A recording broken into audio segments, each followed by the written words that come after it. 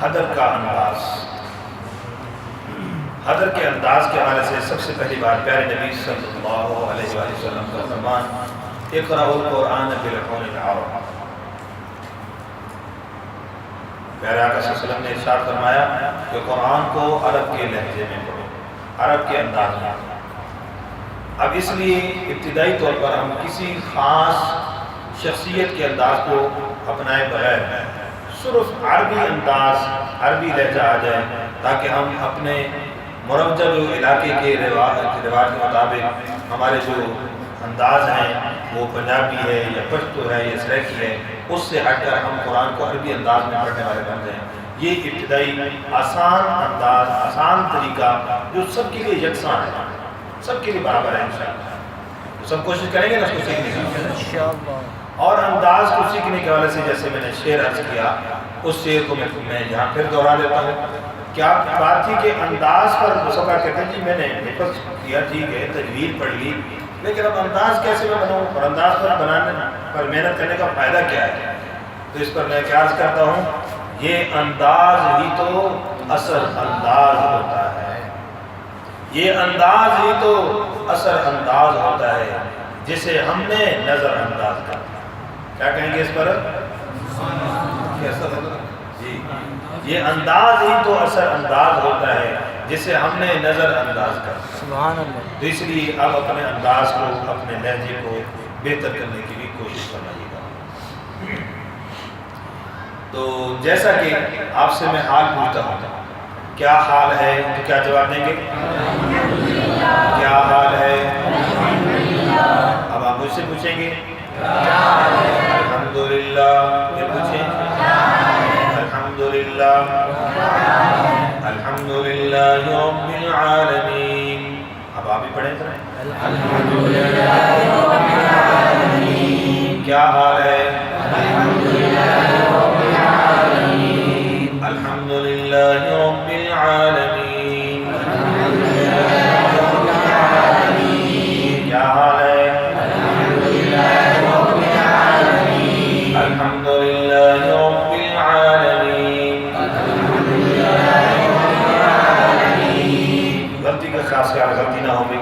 الحمدللہ رب العالمین، الحمدللہ رب العالمین، الرحمن الرحیم، الرحمن الرحیم، مالک یوم الدین، مالک یوم الدین، ایاک نعبد و ایاک نستعین، ایاک نعبد و ایاک نستعین، اهدنا الصراط المستقیم، اهدنا الصراط المستقیم، صراط الذین انعمت علیہم، صراط الذین انعمت علیہم، غیر المغضوب علیہم ولا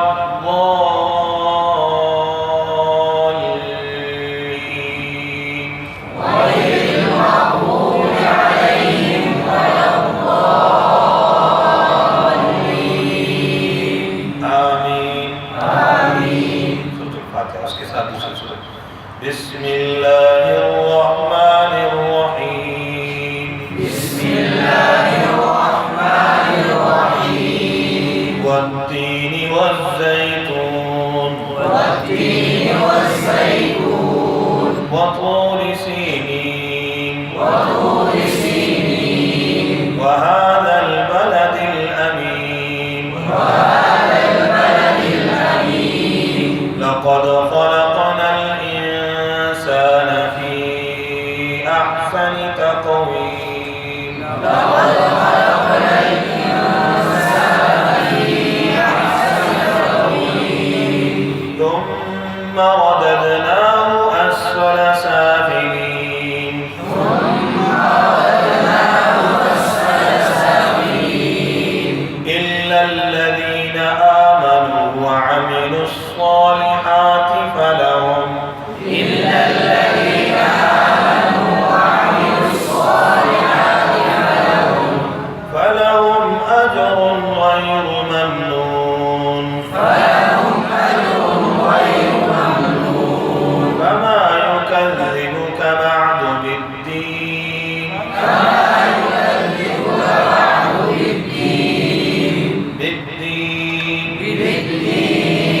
أليس الله بأحكم الحاكمين